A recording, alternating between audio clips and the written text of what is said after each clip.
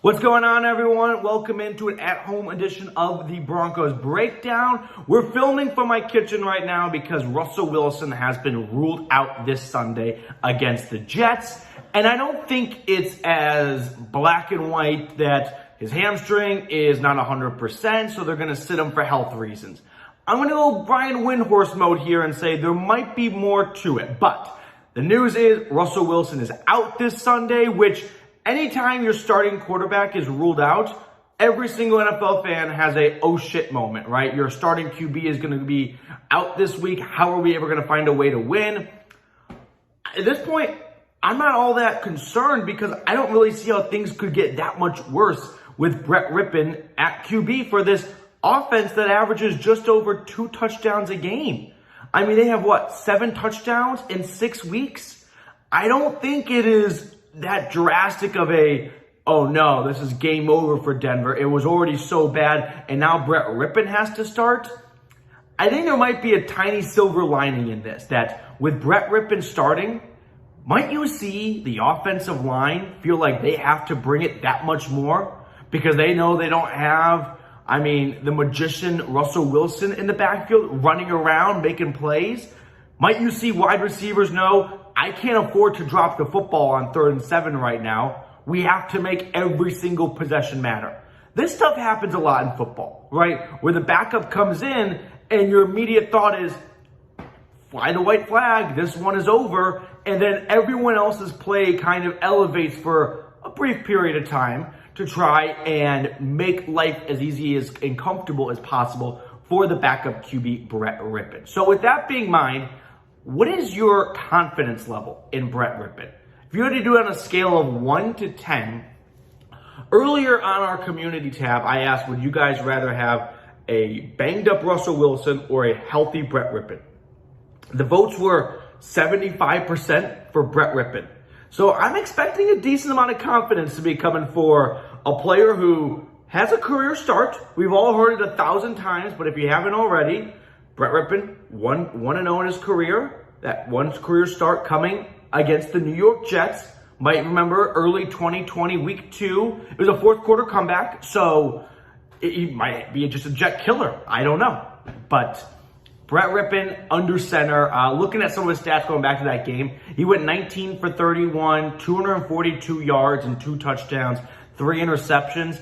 KJ Hamler spoke on Brett Rypien because they overlapped, remember, back in Hamler's rookie season and Rypien's too, 2020. And he was like, yeah, he's not afraid to sling it. He's not afraid to throw the football. So I'm not sure if we're going to see a different offensive approach in terms of down the field passing. I'm sure the Broncos wanted to do that much more early on, but they have been unable to gain any kind of traction where if they start chucking it down the field, they're already behind the sticks, and they'll get further behind the sticks, and a lot more punts are going to come, which seems hard to believe, but you could just punt every drive if you go about that way. So it would be interesting to see what Hackett has in mind for Brett Rypien. All right, this is what I talked about, though, at the top of the video. Is Russell Wilson sitting? Is he out because of just his hamstring? Is it that cut and dry where, hey, Russ, your hamstring's not ready to go. We're going to go with the backup. That's just the way it works. I'm not all that confident on that thought. One, Hackett's losing this locker room, I believe. Reinstating Melvin Gordon as the starter after you had a conversation with him, after you benched him, and Latavius Murray was really good in his debut, averaging over 4 yards a carry. What do you think that's like? What kind of message do you think that sends to the locker room? That you can just be a pushover and get what you want from Hackett. So maybe Hackett is using this injury as a time to try and grab some power back and remind the locker room, I'm the head coach. I get to decide who plays and who doesn't play.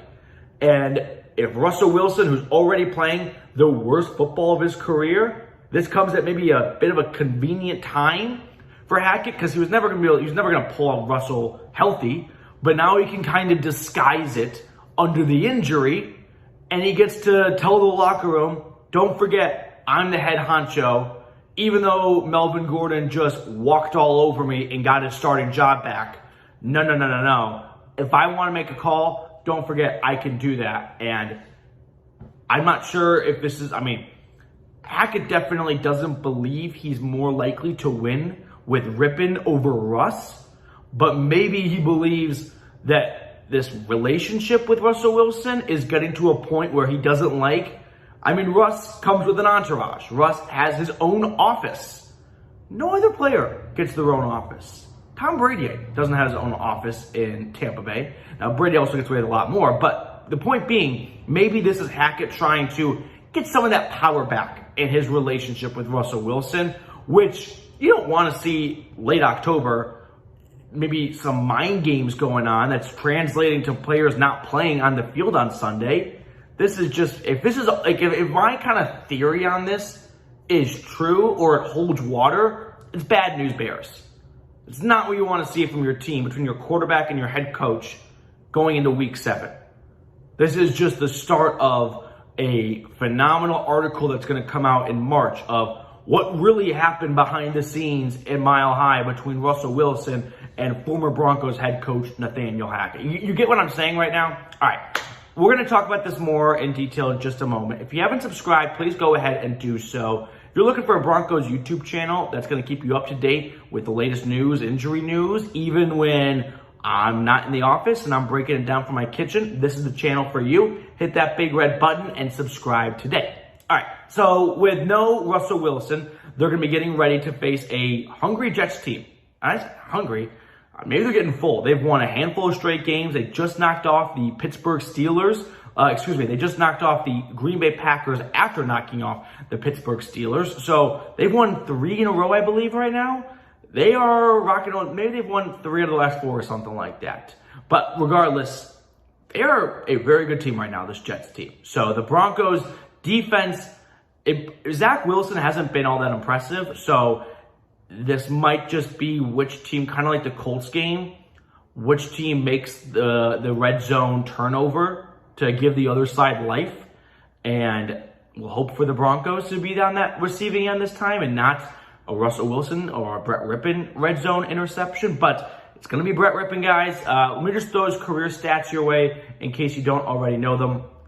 He is 1-3. Those 3 times he comes in, like he threw 2 passes against the Chargers in 2020, in last year. Yeah, I was going to say 2022, but it was January 2nd. That's why. So like that loss doesn't count to me. He has 1 career start. He is 1-0 in that career start, week 2, 2020. So it'll be the Brett Rypien show. And most times when your QB goes down, oh, Tennessee just scored. Let's go. Most times when your QB goes down, you just slam the panic button. You're like, sky is falling. We've already lost this game now. Can it get worse? Really? They're only averaging 15 points per game. That's only last in the NFL. I don't think it can get much worse than where it is right now. So I'm not overly concerned because maybe change is what this team needs. And I don't think this is something for the long term, but to try and pump some life into this locker room and pick up a win with your backup QB and feel like, okay, if we can gut out a win with Brett Rypien, let's get Russ up to speed and let's rock and roll. So that's the best I can give you guys. Appreciate everyone for tuning in. Hope you enjoyed the rest of your college football Saturday. Hey, if you made it to the end of the video, let me know what your college team is down below, right? CU, Colorado State, whatever it may be, let me know in the comment section below who your Saturday squad is.